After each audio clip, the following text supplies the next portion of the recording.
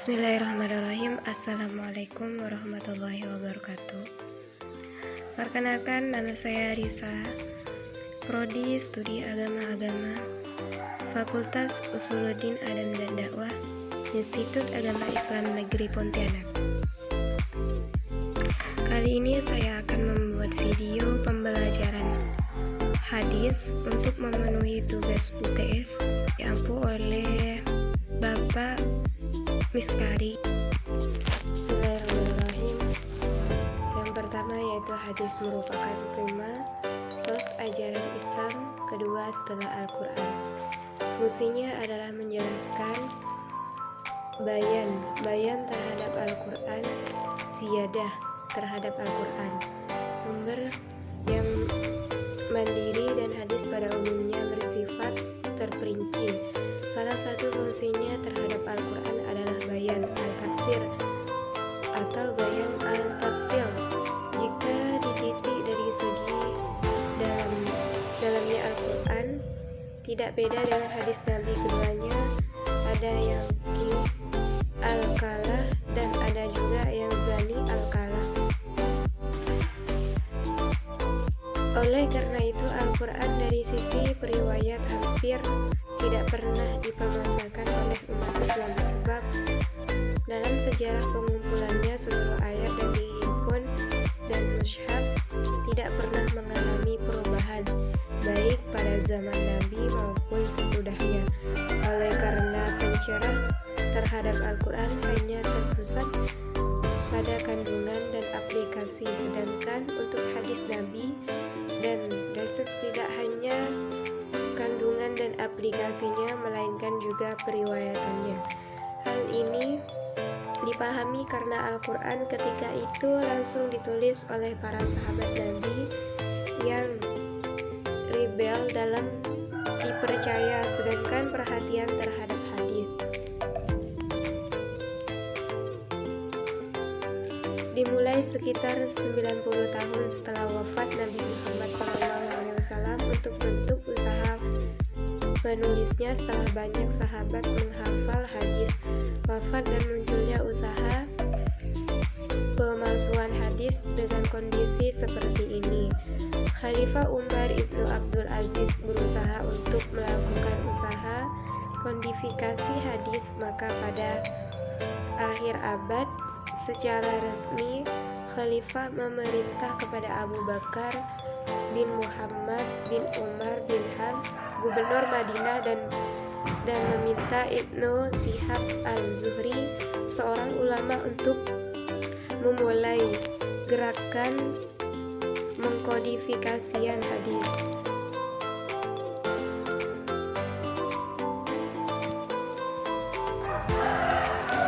Toleransi yang ditawarkan Islam sangatlah rasional, praktis dan mudah dipahami serta dipengerti. Namun dalam persoalan keyakinan, akidah dan ibadah, Islam memiliki konsep yang jelas, tidak pada paksaan dalam agama. Iqra fiddin lakum dinukum waliyadin, la fiddin qad tabayyana rusda iqra. Bagaimana kalian agama kalian dan bagi kami agama kami. Islam tidak mengenal atur damai, karena baik dari sisi keyakinan maupun ibadah umat Islam kepada Allah berbeda. Bahkan Islam sangat mencela kepada penganutnya untuk menghina keyakinan agama lain, apalagi masalah yang menyangkut eksistensi keyakinan manusia terhadap Khaliknya begitu sensitif, primordial dan mudah membakar konflik. Secara doktrinal, toleransi diharuskan oleh Islam karena Islam secara definisi adalah damai, selamat dan menyerahkan diri. Definisi Islam yang demikian sering dirumuskan dengan istilah Islam agama rahmatan lil alamin, yang mempunyai makna bahwa Islam bukan untuk menghapus semua agama yang sudah ada. Islam menawarkan dialog dan toleransi dalam bentuk saling menghormati. Islam menyadari bahwa keagamaan umat manusia dan agama dan keyakinan adalah kehendak Allah. Oleh karena itu, mungkin disamakan dalam Al-Quran oleh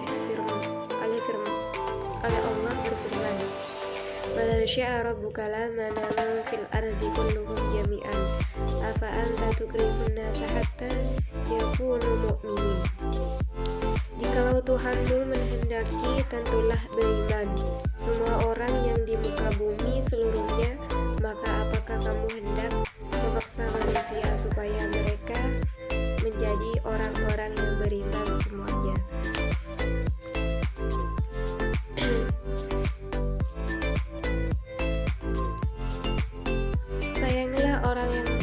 Sayangilah orang yang ada di bumi, maka akan sayang pula mereka yang di langit kepadamu.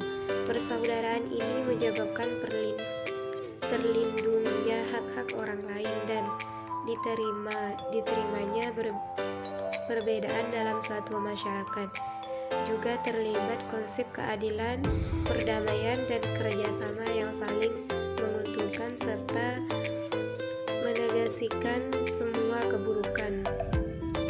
Dengan demikian, kata toleransi dan dalam Islam bukanlah asing, melainkan sudah dipraktikkan dalam kehidupan. Sejak agama Islam itu lahir, hubungan antar agama dalam dilakukan hanya sebatas pada persoalan sosial, muamalah semata, sehingga segala bentuk hubungan atau komunikasi yang melampau permasalahan muamalah adalah dilarang, terutama dalam persoalan teologi akidah, karena hubungan dalam persoalan teologi dikhawatirkan untuk menyebabkan kepercayaan hubungan dalam persoalan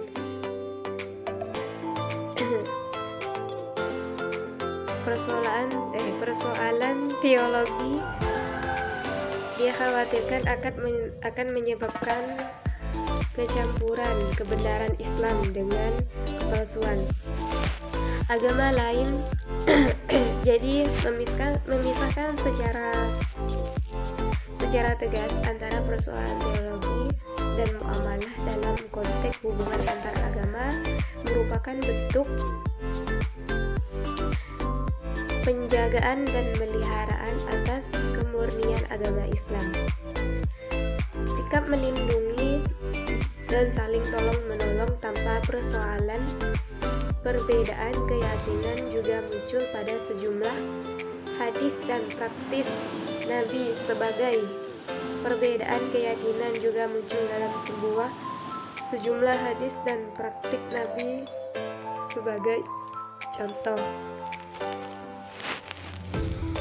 sebagai hadis berikut, barang siapa yang menyelidiki aib saudaranya ke Islam, niscaya Allah akan menyelidiki aibnya, dan barang siapa yang aibnya diselidiki aibnya oleh Allah, niscaya Allah akan membongkar aibnya meskipun dalam rumahnya sendiri. Baik, yang kedua adalah toleransi beragama dan keturunannya.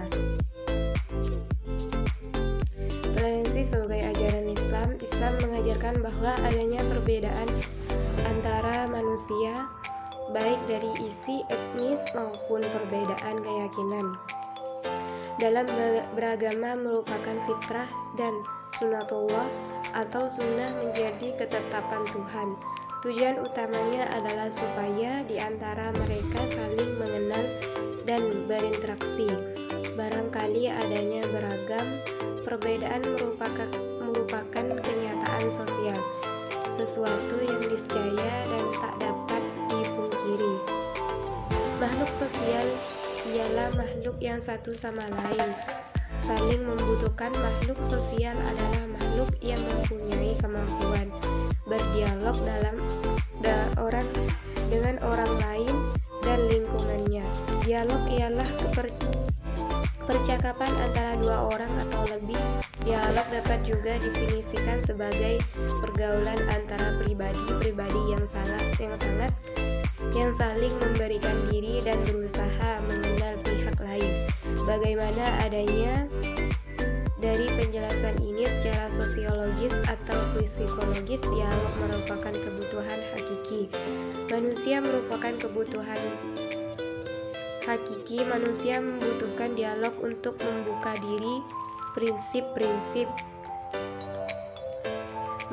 diri kepada orang lain untuk mendasari pada prinsip-prinsip kebutuhan kepada pihak ketiga, yaitu dunia Islam.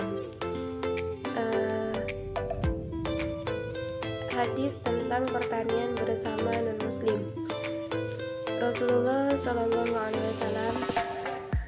anjurkan bertani untuk ancaman Dajjal kelak. Rasulullah SAW anjurkan sunnah bercocok tanam untuk kelangsungan hidup.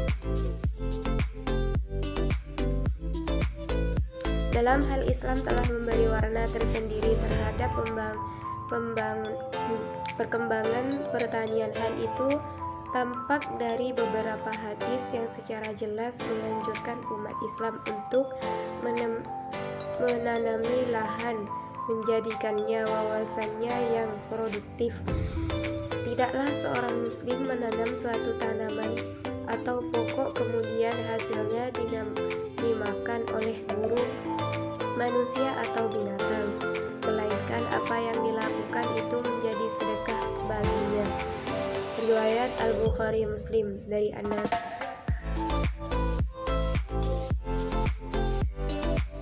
Mengutip kitab tafsir ilmi mengenal ayat-ayat lain dalam Al-Quran, menyisihkan benih merupakan langkah utama sebelum bercocok tanam. Al-Quran surah Al-Yusuf ayat 47 menjelaskan tentang hal ini. Dan Yusuf berkata, agar kamu bercocok tanam 7 tahun berturut-turut, sebagaimana biasa, kemudian apa yang kamu tuai tanpa kamu biarkan di tangkainya kecuali sedikit untuk kamu makan. Ayat ini, kata para ulama, dengan jelas menganjurkan manusia pada umumnya dan petani pada khususnya untuk menyisihkan benih. Hal tersebut dilakukan agar dapat ditanam pada musim berikutnya. Ayat ini juga menganjurkan manusia agar menyimpan makna sebagai persediaan pada musim peceli. Selanjutnya yaitu makan kepada non-muslim. Seorang yang memperhatikan dengan sesama syariat Islam ini pasti akan mengetahui bahwa di antara karakteristik syariat Islam semata adalah bahwa Islam merupakan agama jemaah, tolong menolong dan kerjasama untuk kemaslahatan manusia secara umum, untuk kaum muslimin secara khusus. Begitu banyak ayat yang diingatkan manusia akan asal mereka yang satu dan sejarah mereka yang panjang. Begitu banyak dalil yang memerintahkan kaum muslimin dan selain kaum muslimin untuk saling menolong untuk kebaikan dan melarang mereka dari sesuatu yang memudaratkan dan mengganggu mereka. Begitu banyak didapatkan oleh wahyu Al-Quran terkait larangan berbuat zalim dan dianjurkan kepada manusia untuk berbuat baik kepada orang lain dan bahkan kepada alam sekitar. Dalam hal ini Allah telah berfirman, dan tolong menolonglah kalian dalam kebaikan dan ketakwaan, dan jagalah kalian tolong menolong dan dosa yang bermusuhan, dan bertakwalah kepada Allah, sesungguhnya Allah umat keras siksanya. Surat Al-Maidah ayat 2. Tapi dalam pergaulan dengan non-muslim, Islam telah memberikan adab-adabnya. Salah satunya yakni membantu sesama manusia, karena agama Islam yang sempurna ini tidak pernah melarang umatnya untuk berbuat baik dan bersikap adil kepada orang-orang non-muslim. Hal ini berdasarkan firman Allah Subhanahu wa taala, Allah tidak melarang kamu untuk berbuat baik dan berlaku adil terhadap orang-orang yang merugikanmu karena agama yang tidak pula mengusir kamu dari negerimu. Sesungguhnya Allah menyukai orang-orang yang berlaku adil. Jadi pada dasarnya seorang muslim boleh berbuat baik kepada non-muslim dalam suasana damai dengan membantu finansial, memberi makan, memberi pinjaman, menolong karena dalam perkara-perkara yang mubah serta berlemah lembut dalam tutur kata. Selanjutnya itu bertetangga dengan non-muslim. Tetangga memiliki kedudukan spesial dalam Islam. Rasulullah mencontohkan umatnya untuk bersikap baik kepada tetangga. Tidak hanya dengan tetangga sesama muslim, tapi juga non-muslim. Dilansir dari Muslim Filas, bersikap baik dengan tetangga tidak hanya terbatas pada mereka yang satu gedung dengan Anda, taman sekamar Anda, dan asmara adalah tetangga Anda. Orang yang duduk di belakang Anda atau di samping Anda di bus atau di halte bus adalah tetangga Anda. Bahkan orang yang menikmati udara segar di sebelah Anda dan taman umum juga tetangga Anda. Harus memperlaku semua orang dengan baik hati. Perkenalkan diri dan keluarga Anda kepada tetangga ketika Anda pindah ke tempat baru atau ketika tetangga baru pindah. Ini akan membantu keringanan, menghilangkan ketakutan atau ketegangan yang mungkin mereka miliki tentang muslim.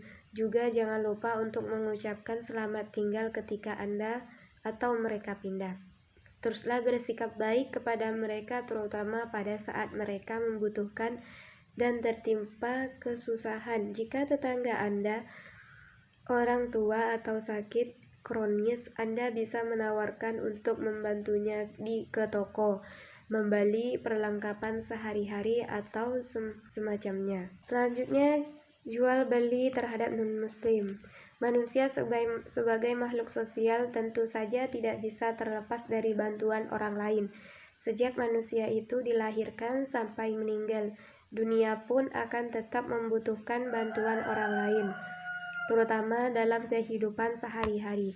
Seorang akan memerlukan bantuan orang lain untuk bisa memenuhi kebutuhan mereka.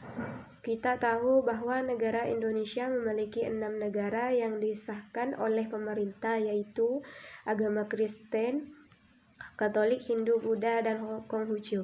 Ditambah lagi dengan agama-agama yang tidak disahkan oleh pemerintah sebagai negara yang plural, tentu saja menuntut kemungkinan bahwa kita sebagai warga negara Indonesia.